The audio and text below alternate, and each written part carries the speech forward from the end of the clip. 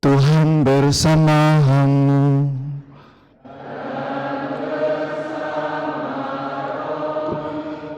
Inilah Injil suci menurut Yohanes.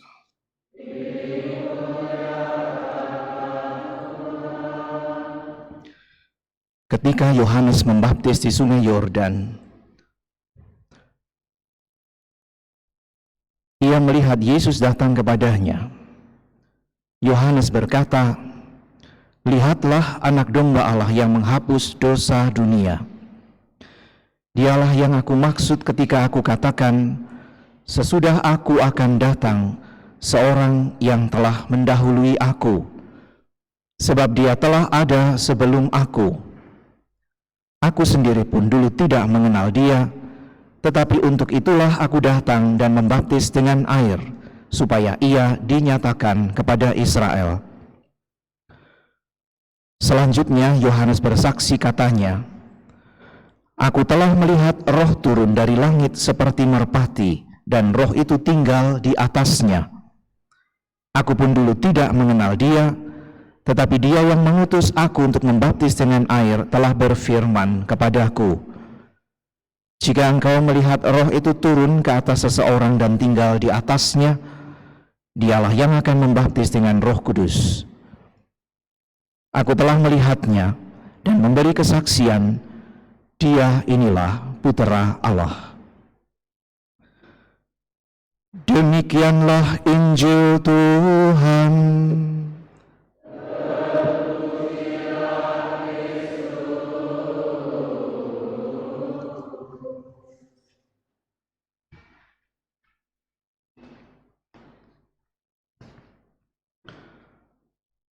Saudara sekalian yang terkasih, saya yakin bagi kita yang hidup di Indonesia, kita tidak cukup kesulitan kalau kita mendengar istilah anak domba. Karena dalam bahasa Jawa misalnya kita memiliki istilah cempe, yang sebetulnya tidak sama persis, tetapi kita memiliki gambaran anak wedus, anak domba, ya kan? Atau mungkin kalau di Paruh Jalan Wahid Hasim, setidaknya tanpa menyebut merek nama, kita tahu ada beberapa titik penjual sate kambing, ya, yang orang harapkan biasanya daging yang dijual adalah daging kambing muda atau cempe. Hari ini kita dalam Injil mendengarkan istilah anak domba Allah yang disebutkan oleh Yohanes ketika ia melihat Yesus. Sekali lagi tidak susah bagi kita membayangkan apa itu anak domba. Tetapi persoalannya menjadi lain ketika istilah itu menjadi anak domba Allah. Bahkan tadi frasenya ditambah yang menghapus dosa-dosa manusia. Saudara sekalian, bagi orang Yahudi, istilah anak domba adalah istilah yang juga lazim karena mereka memang memiliki kebiasaan untuk mempersembahkan kepada Allah di dalam upacara-upacara khusus keagamaan anak domba yang disembelih dan lalu dibakar sampai habis dagingnya sebagai bentuk persembahan, misalnya di dalam upacara penghapusan dosa. Maka juga di dalam kesempatan Paskah Yahudi, mereka menyembelih anak domba. Bahkan di dalam peristiwa pembebasan dari Mesir, anak domba juga yang disembelih yang kemudian darahnya dioleskan di ambang pintu. Pendek kata, bagi orang Yahudi, anak domba adalah lambang persembahan. Istilah itu sudah dengan sendirinya membawa mereka pada gambaran tentang persembahan, kurban kepada Allah. Dan kurban itu tidak jarang juga dilakukan sebagai silih atas dosa-dosa mereka, sehingga Allah atas kurban itu akhirnya memberikan pengampunan. Maka lalu kalau dikatakan anak domba sebagai kurban, bagi mereka tidak ada persoalan, tidak ada kesulitan untuk membayangkan apa yang dimaksud. Tapi tidak bagi kita. Kalau kita mendengar istilah anak domba Allah, Pikiran kita mungkin tidak secara spontan pada konsep tentang pengorbanan. Kita mendengar anak domba, mungkin yang terbayang bagi kita adalah cempe, mungkin sate wedhus, mungkin hal yang terkait dengan itu, mungkin gulai dan seterusnya. Lain sama sekali, karena memang bukan tradisi kita mempersembahkan korban anak domba kepada Allah. Nah, hari ini Yohanes menyebut Yesus ketika dia lihat sebagai inilah anak domba Allah yang menghapus dosa manusia. Saudara sekalian, dengan istilah ini sebetulnya Yohanes hendak memindahkan gambaran dari anak domba yang biasa dikorbankan oleh orang Yahudi, yaitu binatang, kepada sekarang sosok pribadi Yesus sendiri yang akan menjadi anak domba Allah yang dikorbankan. Maka di dalam Injilnya Yohanes ingin menyampaikan gambaran baru tentang relasi antara Allah dan manusia, antara Allah yang begitu baik, yang mau menyelamatkan, dan manusia yang berdosa, yang akan diselamatkan dengan perantaraan anak domba yang dikorbankan, yaitu Yesus sendiri. Maka, kalau Yohanes menyebut Yesus sebagai anak domba Allah, dia mau mengatakan bahwa Yesuslah yang sekarang menjadi wakil umat manusia, dan ditampilkan sebagai kurban persembahan, sebagai anak domba dari pihak manusia yang dipersembahkan kepada Allah demi penebusan dosa.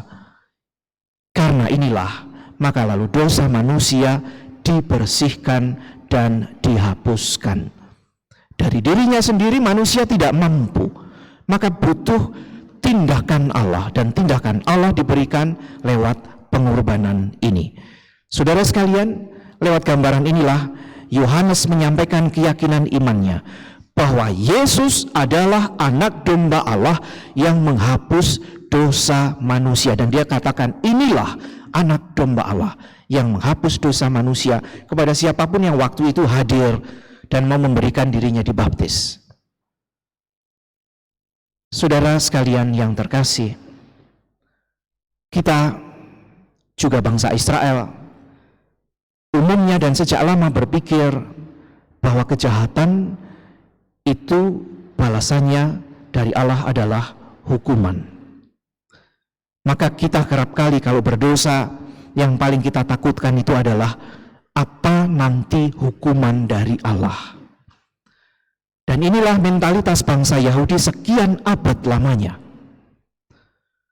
Sebuah mentalitas yang sadar atau tidak sadar kerap kali juga mewarnai hidup kita sebagai orang beriman. Kalau aku berdosa, yang aku takutkan adalah apa hukuman Allah. Pandangan yang lazim. Dan dalam pandangan itu, satu hal yang tampaknya banyak orang lalaikan atau lupakan adalah bahwa meskipun manusia berdosa, ternyata Allah masih tetap mau menyelamatkan, bukan menghukum. Allah mau menyelamatkan. Maka gambaran anak domba Allah sebenarnya mau mengajak kita bahwa di mata Allah kejahatan tidak berakhir dengan hukuman. Di mata Allah kejahatan justru akan mendapat atau memberikan keselamatan karena Allah mau memberikan pengampunan. Pandangan inilah yang diwartakan di dalam iman Kristiani. Manusia dari dirinya sendiri memang tidak mampu menyelamatkan diri. Karena kejahatannya manusia jatuh di dalam dosa. Tetapi Allah mau menyelamatkan dan bahkan memberikan anak domba, yaitu putranya sendiri, untuk dipersembahkan. Dan karena persembahan diri inilah, maka kita diselamatkan. Saudara sekalian, di balik setiap kejahatan manusia, kita diajak untuk tetap mengingat dan mensyukuri kasih dan kerahiman Allah. Gambaran anak domba Allah persis mengajak kita untuk menyadari dan mensyukuri kerahiman Allah yang tetap memberikan dirinya bagi penebusan kita. Maka di dalam gambaran ini kita diajak untuk melihat dua hal yang paling dasar. Di satu sisi, kerapuhan kita sebagai manusia, dan itu kita sungguh ketahui, karena kita tahu persis kita itu kerap jatuh di dalam dosa. Tetapi hal kedua yang ingin disodorkan kepada kita sebagai permenungan adalah kerahiman Allah. Benar bahwa kita kerap kali jatuh di dalam dosa, tetapi betapa kerahiman Allah tetap diberikan kepada kita berapapun kali kita jatuh di dalam dosa. Gambaran yang sebetulnya amat membawa kelegaan. Tidak sebagai excuse ya, tidak sebagai maksud saya, okelah karena Allah Maha Rahim maka baik saya akan berdosa lagi, toh nanti Allah akan tetap mengampuni. Tentu bukan itu maksudnya. Tetapi sebaliknya, ketika kita jatuh di dalam dosa, kita sungguh menyadari iya, karena kecerobohanku, karena kesalahanku, karena bahkan kerap kali kebodohanku, aku jatuh di dalam dosa.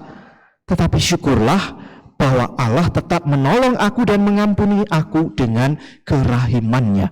Karena itu, dari diriku sendiri aku tidak mampu dan aku hanya bisa mengandalkan kerahiman Tuhan. Seandainya Tuhan tidak Maha Rahim, habis sudah.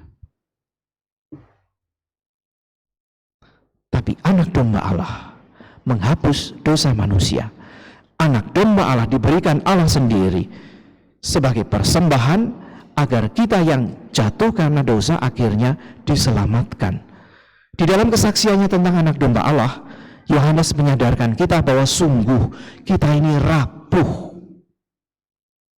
Tetapi sekalipun rapuh, kita tetap disertai oleh kerahiman ilahi.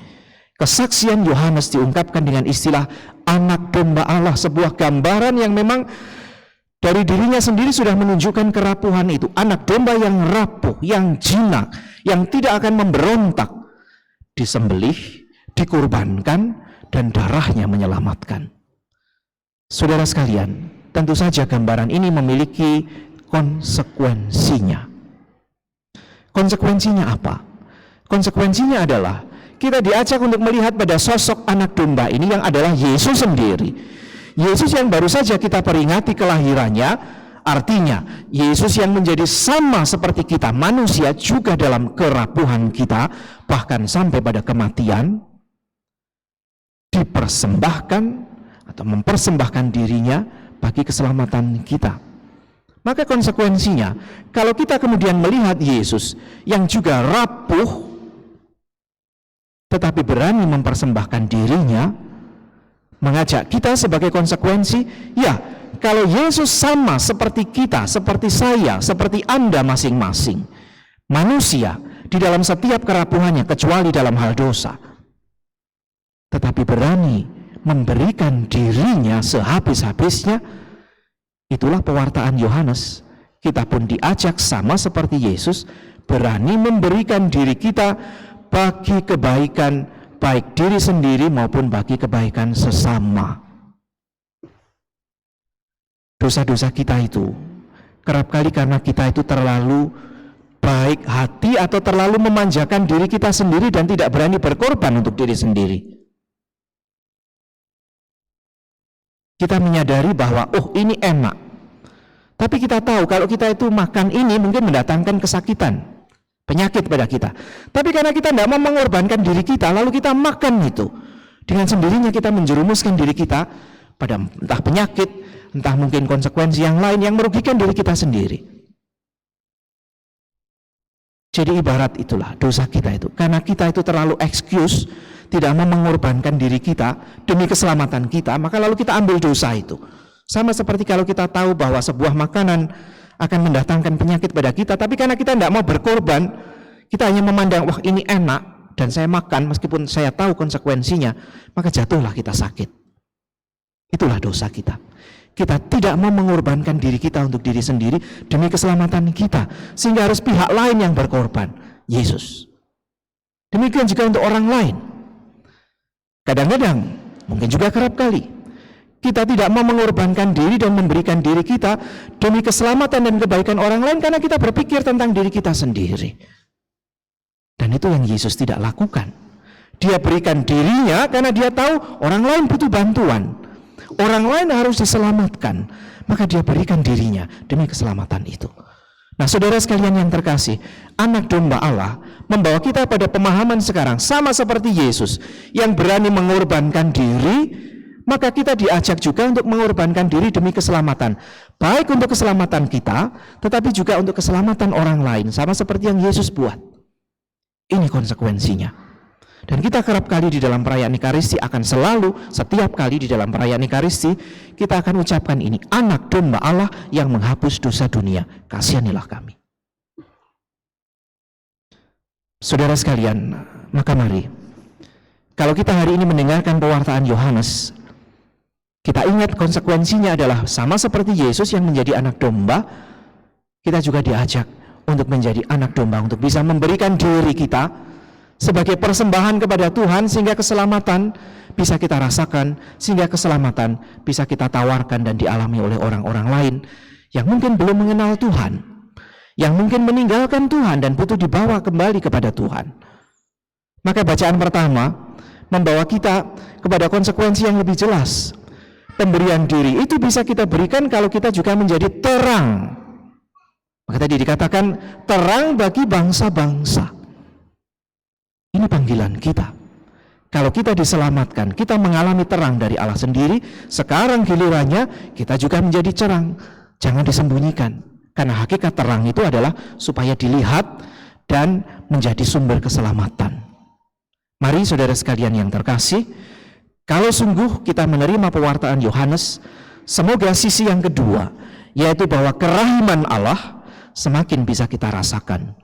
Kalau kita juga berani memberikan diri, itu bukan pertama-tama karena kekuatan kita sendiri, tetapi itulah tanda syukur kita, kesediaan kita menjadi terang, karena kita mau menjalin relasi yang jauh lebih akrab dengan Allah, seperti Yohanes tadi juga katakan, inilah putra Allah. Relasi Yesus dengan Allahnya yang adalah Bapa, yang membuat akhirnya Yesus dengan segala kebebasan dan kerelaannya memberikan diri, karena dia tahu persis apa kehendak Bapaknya. Dan itu hanya bisa dilahirkan dari relasi yang amat mendalam antara seorang anak dengan Bapaknya. Bapa memiliki kehendak yang baik, anak memahaminya, dan dia dalam segala kebebasannya taat sepenuhnya pada kehendak Bapa. Dan gambaran Allah itu juga yang diberikan kepada kita sebagai anak-anak Allah, karena kita mau mengikuti Yesus.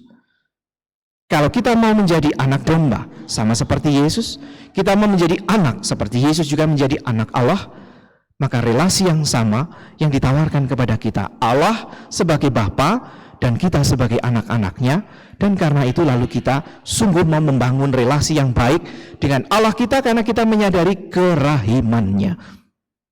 Kalau begitu saudara sekalian yang terkasih, di dalam kedosaan kita, yang kita pikirkan tidak lagi apa hukuman Allah, tetapi lalu yang kita pikirkan, yang kita renungkan sekarang, apa yang akan mendatangkan kegembiraan bagi Allah. Yaitu kalau aku balik kepada Allah dengan relasi yang lebih baik. Bukan karena aku takut akan dihukum, tetapi aku kembali kepada Allah karena aku menyadari relasiku yang harus aku bangun kembali sebagai anak-anaknya. Seorang ayah, seorang bapa yang baik yang tidak akan menyia-nyiakan kita sebagai anak-anaknya, dan karena itu lalu kita kembali karena kita yakin pada kerahimannya. Inilah saudara sekalian yang terkasih, dua gambaran pokok tentang anak domba Allah yang akhirnya menghantar kita pada relasi kita sebagai anak-anaknya sendiri, seperti Yesus yang juga Yohanes katakan, inilah putra Allah. Kita semua inilah anak-anak Allah. Semoga dengan kesadaran, dengan kesediaan untuk membuka hati dan pikiran kita pada pewartaan Allah yang menyatakan dirinya di dalam diri Yesus sebagai putranya, sebagai anak domba Allah yang menghapus dosa kita, kita dibawa pada kemerdekaan, pada sukacita, pada kesediaan juga untuk memberikan diri kita, tetapi dengan penuh cinta karena menyadari begitu Allah mengasihi kita masing-masing.